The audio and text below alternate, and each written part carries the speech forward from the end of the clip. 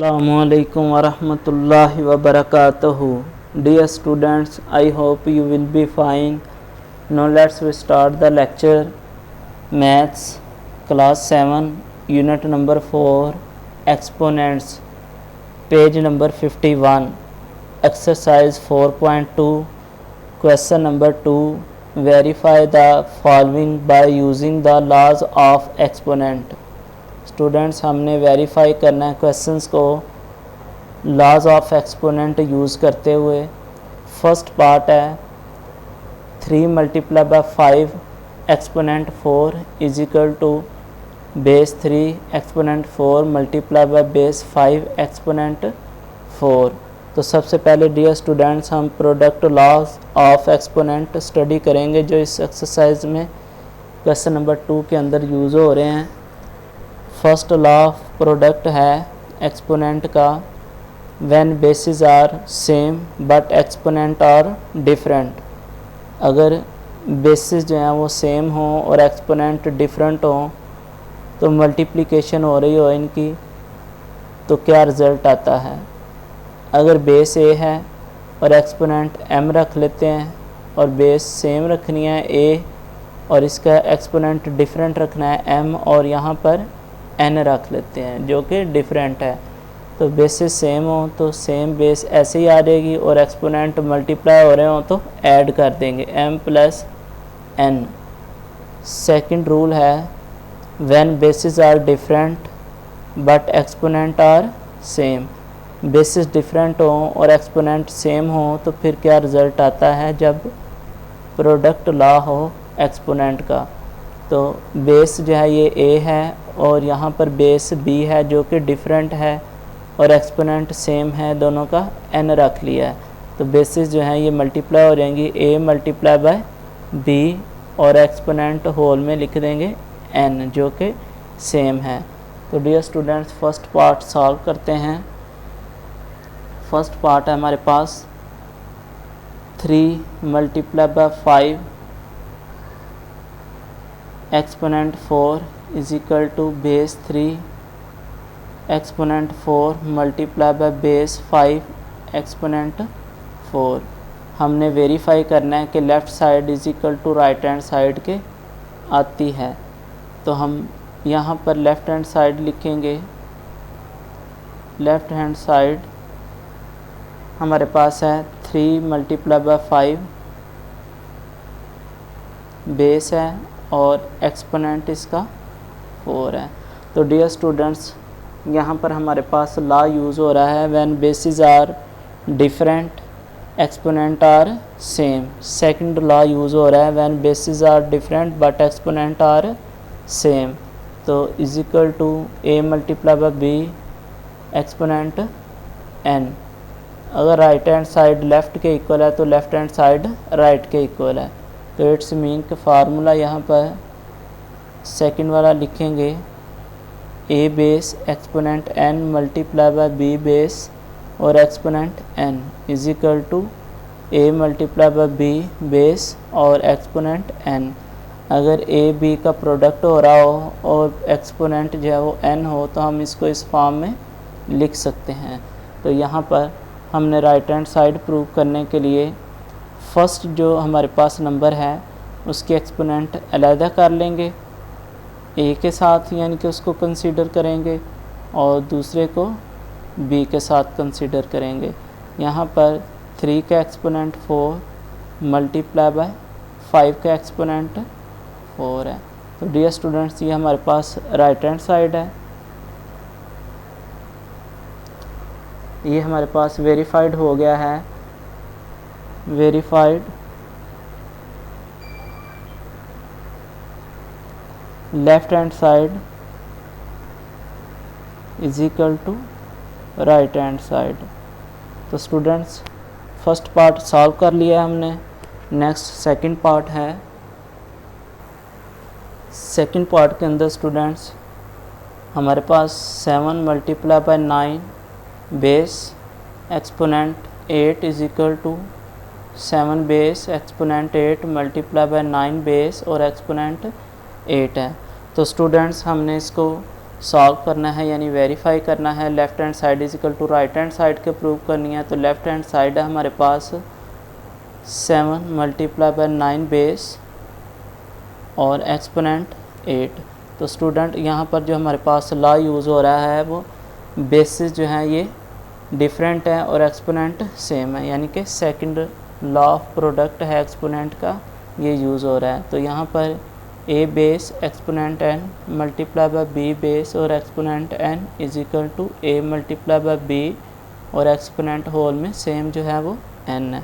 तो students it's mean कि अगर बेसिस डिफरेंट है, मल्टीप्लाई हो रही हैं और एक्सपोनेंट सेम हो तो इसको हम इसके इक्वल लिख सकते हैं कि ए बेस और exponent N multiply by B base और एक्सपोनेंट एन। तो इट्स मीन कि राइट हैंड साइड प्रूव करने के लिए हम इसको लिख सकते हैं 7 बेस और एक्सपोनेंट 8 मल्टीप्लाई बाय 9 बेस और exponent 8 which is equal to right hand side. Verified, ये वेरीफाइड हो गया हमारे पास। Left hand side is equal to right hand side. तो स्टूडेंट्स सेकंड पार्ट हमने सॉल्व कर लिया है। स्टूडेंट्स थर्ड पार्ट है base 2 exponent 6 multiply by base 2 exponent 3 is equal to base 2 और एक्सपोनेंट 9। तो लेफ़्ट हैंड साइड है हमारे पास base 2 exponent 6 multiply by base 2 और एक्सपोनेंट 3।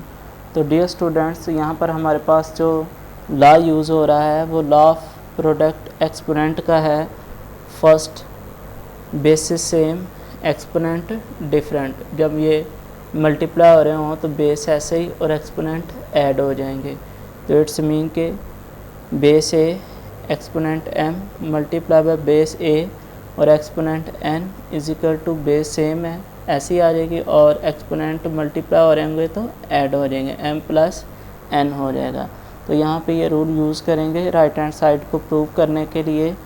यहाँ पे बेस सेम है 2 ऐसे लिख देंगे और एक्सपोनेंट ऐड कर देंगे 6 plus 3 is equal to base 2 और एक्सपोनेंट जो है वो 6 प्लस 3 इज इक्वल टू 9। तो इट्स मीन कि बेस 2 और exponent 9 which is equal to right hand side. ये हमारे पास राइट हैंड साइड के इक्वल है। हमने ये वेरीफाई कर लिया है।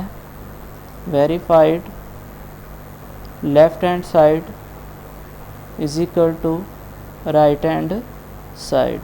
तो स्टूडेंट्स क्वेश्चन नंबर 2 का थर्ड पार्ट सॉल्व हो चुका है। नेक्स्ट है फोर्थ पार्ट।